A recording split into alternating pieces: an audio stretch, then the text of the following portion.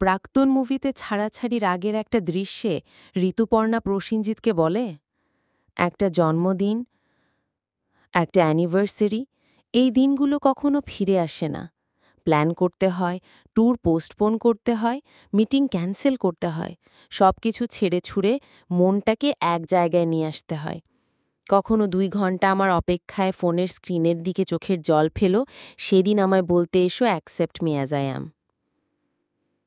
মাঝে মাঝে সবকিছুর ঊর্ধ্বে গিয়ে আমরা প্রিয় মানুষগুলোর কাছে একটু সময় আর যত্ন চাই, একটুখানি আদরে আবদারে প্রশ্রয় চাই, বিশেষ দিনগুলোতে বিশেষ কিছু মুহূর্ত পেতে চাই। হয়তো সবার জীবনে সেরকম মানুষ থাকে না, আর থাকলেও সেটা তারা বুঝতে পারে না বা কখনো বুঝার প্রয়োজনীয়তাও মনে করে না। অবহেলায় কিংবা অনাগ্রহে বুকের ভিতর আস্ত একটা নদী শুকিয়ে গেলেও তা কেউ টেরই পায় না। যা আমরা কখনো পরিবার থেকে পাই না, পরবর্তীতে আমাদের জীবনে আসা প্রিয় মানুষদের কাছ থেকে সেটা পাওয়ার প্রবল প্রত্যাশা আমাদের থাকে। সেখানেও প্রত্যাশা মৃত্যু মানিয়ে নেওয়ার নির্ধারণ অভিনয়।